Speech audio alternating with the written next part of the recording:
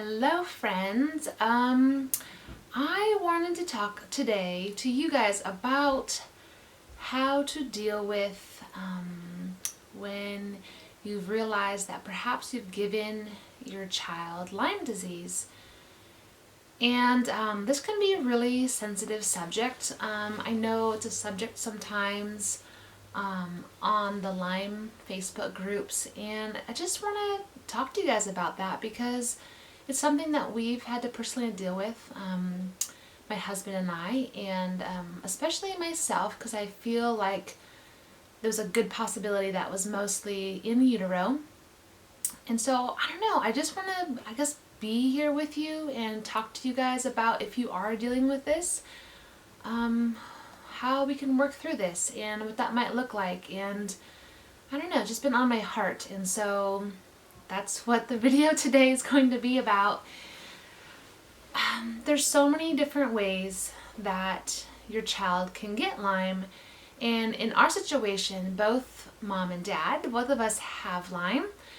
You know, we've had Lyme for decades, who knows how long, and being undiagnosed, and then who's to know if it can be passed on, through the father, through the mother. Is it in utero? Is it fluids? Is it breast milk? There's not enough research out there to really know and have any definite answers. But we do know that we can pass it on. I mean, it could be our saliva. It could have been just sharing straws with our kids. And it could be, my kids have gotten bit by ticks too. And so it's really hard, but I know for me, let's see, we have 5 kids, and 2 of our kids are either in treatment or have done some treatment for Lyme disease. And it was a lot to take in, just getting diagnosed myself and dealing with that whole treatment and getting healthy, and just, it's a lifelong process, right? But then when I realized, oh my goodness, I might have passed this on to my kids. As a mom, it was really heartbreaking. I definitely cried a lot, and it was just really heartbreaking, and I shed tears, grieving, and just thinking about my darkest times, and thinking about the pain that I've been through, and all the things that I dealt with and still have to deal with, even though it's nothing compared to how it used to be, but still, it's always in the back of your mind. It's like an everyday, constant reminder that you have Lyme disease. You can't get away from it. Even when you're feeling good and you have it in remission, it's still lingering. And so just the thought of my child, who I bore into this world, who I love so much, might have to go through all that junk that I've gone through, might have to go through that excruciating pain, that brain fog, that inability to speak or talk, or just the pain is the biggest one, I think, but just the medical issues, the frustrations, the hurt, the understanding from people around them, from their future spouses, their future friends, just thinking about what they have to deal with. It just makes me cry. There's no way to go around it. And I do want to say that I feel like that's okay. It's okay. And I want to give you permission that if your child has Lyme, or you suspect that they have Lyme and you have Lyme, and whether it is from you in utero, or saliva, or breast milk, or they got bit by a tick, who knows why, it's okay to grieve. It's okay. And it's okay to cry. But I just don't want you getting stuck there. And I know I allowed myself to go through that heartbreak and just, thinking about what their life could be like, but I didn't let myself get stuck there. And that's where you could really slide into depression really easily. And I don't want, we have enough to deal with, you guys. Don't let yourself slide into depression thinking about what might happen. We just can't go there. We need to focus on healing, focus on doing what we can. So let yourself grieve, let yourself cry, let yourself be angry, whatever you need to do, but just don't get stuck there. Don't voice all that frustration, anger, and hurt, and sadness, and grieving to your child either. I don't think that is really healthy. They need to see, even in your weak moments, they need to not feel like they're going to be a burden on you. That's the last thing we want to do for our kids. So just from my own personal experience, I allowed myself to go through that grieving. And then after that, you just gotta move on, right? Like we have to do with Lyme. Like you have to just move on. And so I feel like once I got through that phase where I just grieved, because I don't even want my worst enemy. Like I don't have enemies, but if I did have enemies, I wouldn't want my worst enemy to have Lyme. Like it's horrible. It's horrible. I tell people it's worse than having cancer. They don't believe me, but I say I'd much rather give me cancer any day, right? Not that I want cancer, but you know what I mean. I think Lyme disease is worse than that. And it just hurts thinking about our children dealing with that. Okay, moving on. So how do we move on? What does that look like? It's your choice if you want to get your child tested or go to your Lyme literate doctor and have them look at symptoms. We chose to have our youngest, not our youngest, our second to youngest one actually tested. One of our children we suspect probably has Lyme, because I know I definitely had Lyme when I was pregnant, even though I didn't know I had Lyme then. For my last 3 kids, it was after the fact I had symptoms, and so I just didn't know what it was. I was undiagnosed, but now I know it was Lyme. My older kids, I had 0 symptoms before I had them, because they're older, but who knows, I could have had Lyme then also. So moving on, and you can get your child tested if that's what you feel like you want to do. You can have, I took both, well, let's see, I'm speaking of 2 kind of younger, a 6-year-old and a 4-year-old right now. Took them to go see our Lyme literate doctor, and we decided not testing our 6-year-old because she had some neurological issues, but they weren't major enough. They could just be some hereditary stuff. So we're just watching her. And our 4-year-old, well, she was 3 at the time, had more of the pain, the nerve pain. You grab her, you give her a hug, and she's like, ow, so I knew what that was like. And that's why it was a red flag for me, is her pain. And I said, that's not, a 3-year-old shouldn't be having that kind of pain. So we did choose to get her tested through Igenics, and then she is doing antibiotic treatment. I think herbs are a little bit harder for especially younger kids to do, and our hopes is that we'll hopefully kill a lot of that bacteria early on, so it's not going to become as a chronic as decades down the road or years down the road. And I think the positive thing that I can see from this, because my husband and I both have Lyme, and now that we're aware of Lyme, I just think if our family, or our parents, or even just someone in our family knew about Lyme when we were sick, like they could have said, oh, you should go get this checked out, and it wouldn't have lingered for so long or had such a terrible I don't know, like not outcome, but yes, outcome. But we could have treated it sooner and dealt with it sooner and changed our habits sooner and got into remission sooner. And so I think the positive thing is, you can't get stuck on that you gave it to your son or your daughter. Just, realize that it could have came from anywhere. My kids have been bit by ticks also, so maybe it wasn't from me in utero, maybe it was a tick. But the advantage is that we as parents having Lyme, we know what to look for. I'm actually almost hypersensitive because I was like, every little thing, oh, is that going to be a Lyme? Are they just sick? Or did they just get a flu? Or is this a Lyme thing? So you're almost hypersensitive because you know what you're going through. You know your child, and you and the disease much better than the average doctor out there. We all know this, right? So I think the advantage of dealing with our kids having Lyme is that we can keep tabs on their symptoms and realize, is this a Lyme symptom?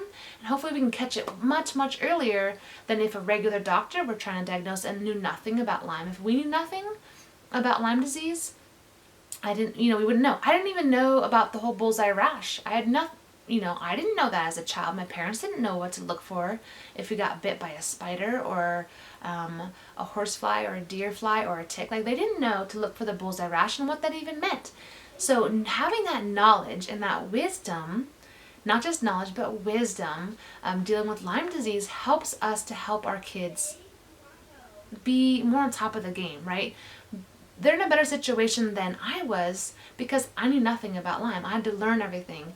And so now that, we're definitely not experts, but if you've dealt with Lyme for more than, 5-10 years, you almost have become an expert and know a lot more than many doctors, especially the regular doctors out there that are not taught about Lyme disease. We are able to keep tabs on our kids, on their symptoms, and say, is this Lyme? Is it not Lyme?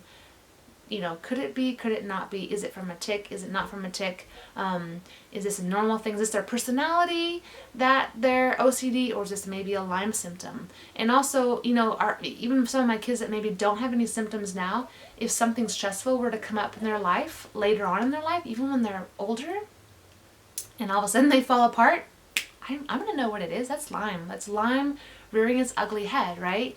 So think of the positive things. Be thankful that your kids have you, because you've gone before them. You're like the gatekeeper. You've gone before them, and you know what to deal with. You know what to expect. Although it's different for everybody, and it depends on where your weakest link is. We know how to build up our immune systems. We know how to deal with stuff. So it's up to you, how you want to treat your child, of course, and listen to your Lyme literate doctor. But my main point is I don't want you to get stuck in that guilt of I gave it to my child. We have to move on. If we want to be better for our kids, we have to move on from that place.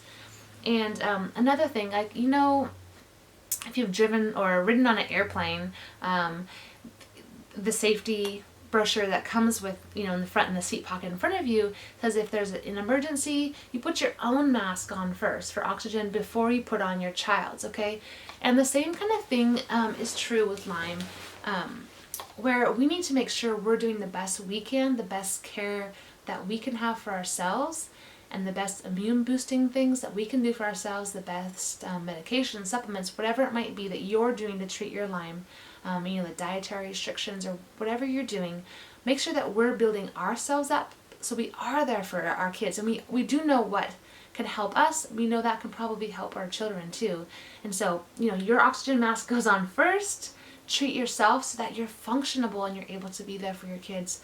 And hopefully we have that knowledge and wisdom to know what's going on, to catch Lyme sooner in our kids' lives than in our lives. And it's a hard one. It's a hard one to deal with. I feel like, I didn't get stuck in that place, but every once in a while it'll kind of creep into my mind.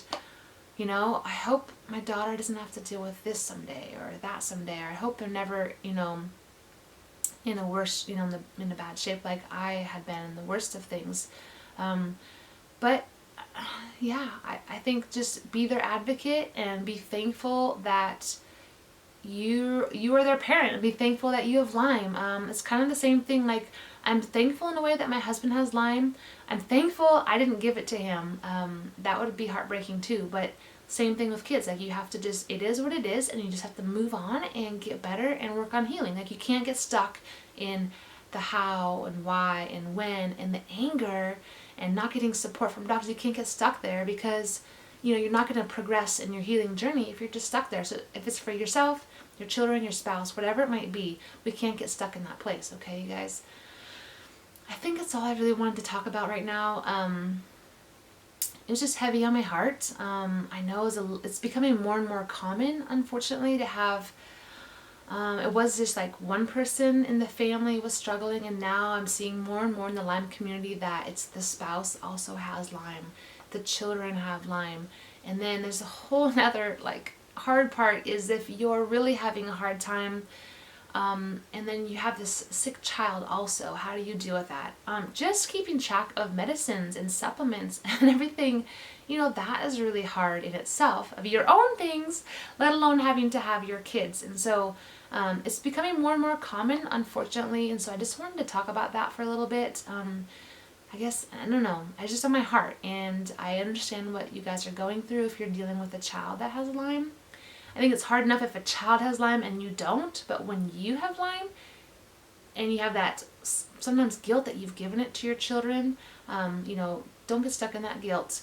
Move on, but know that it's a blessing in disguise. You might not think of it as a blessing, but you are there to advocate for them. You're there to understand them, to help them, notice any red flags that are coming up, to notice any small little things that are changing, either getting better or getting worse. And you're going to know to communicate that to their doctor, or let's say it's time to change medication, it's time to change supplements, time to add something into your routine. Another thing before we wrap up is that I want to say that as parents, well, this is for whether they have Lyme or not, but we are our children's gatekeeper. And that can be really hard I know I struggle with it sometimes. My husband and I eat really clean, and it's hard sometimes. I grew up in a household where we did not, it's a very standard American diet. And so you think Christmas, you think Halloween, you think holidays, you think family gatherings, you think candy, right? In our society, candy is people give candy to kids. Oh, here you go, visit your house, here's candy. Grandparents want to give them candy. And so we think, well, we had that as a kid and it didn't hurt us, right? Maybe, it probably did. I know it did. But that's a tradition, and it's really hard to change traditions. And I know we're in that spot right now where we're that in between, where we need to get our family so they're building their immune system up and not breaking it down. And it's really hard because the outside world around us, whether it's family, friends, or just even, church activities or the community, you're going to the bank, you get lollipops everywhere. And it's really difficult sometimes, but, and I'm not perfect. I'm not perfect. I try to do my best, but I am not perfect for myself or for my kids, but we do try really hard. And that's my own standards. Compared to other people, I might be doing really, really well. Compared to other people, I might be failing miserably in this area, but, just do your best. But we are the gatekeepers of our kids' dietary stuff. And that is honestly the cheapest and easiest way to deal with any sort of chronic disease or any sort of illness, anything, is our dietary stuff, you guys. And so, keeping it on the same subject of our children having Lyme, we're the gatekeepers. We can say no to the lollipops. We can say no to the cookies and candy. We can change our traditions to not putting, having candy around all the time, not having sweets around all the time, soda, all that kind of stuff. Because it's going to make our children's healing journey slower, and we don't want that for them. And even if they don't have Lyme or don't have any Lyme symptoms now, we should know now the importance, right, of building our immune system up. And it might not even be to prevent Lyme. Maybe it's to prevent some other disease in their life or some other inflammatory disease. I mean, almost every person I know now has somebody in their family, immediate family, that's, diabetic, heart disease, arthritis, MS, cancer, inflammatory stuff. We gotta work on this inflammatory stuff. So, work on changing your whole family's traditions, and also just easing everybody into healthier dietary habits. It's not easy, guys. It's not easy. I'm working hard to try to put some more information together for you guys. I have it in my mind that I want to do recipes and that kind of stuff more, and put together some food plans. I just haven't got to it. There's no really good reason, except I'm a mama of 5 kids and we're busy all the time, and half of us have Lyme. Oh, I guess over half of us do. And so, I'm just doing my best to get information that I can out to you guys, to be supporting and encouraging and uplifting and giving you hope. And I would love it if you guys are enjoying the videos. Please hit that subscribe button, and that lets me know I should keep putting my energy into making videos, because it takes time and energy to mostly just have a quiet moment and get away from the hustle and bustle of family life and family things that are going on. We also love to be outside and do things outside a lot, and so we're always doing something fun, and we're always constantly dealing with health, because that seems to be, when you have Lyme, that's what life ends up being revolved around. And but I can do it. You can do it. If I can do it, you can do it, you guys, okay? So hopefully that's encouraging. But like I said, again, if I am able to help you in any ways, please hit that subscribe button. And that lets me know I should continue to make videos, continue to take time away from my kiddos for a little bit instead of snuggling or reading books. Well, I do that anyways, but but it does take some time away from my family. And but I want to be here and encourage you guys and uplift you and let you know you're not alone. You're not alone. Yeah, you can do this, okay? It's hard, but you can do it. All right, you guys, have an awesome day, and thank you for being here.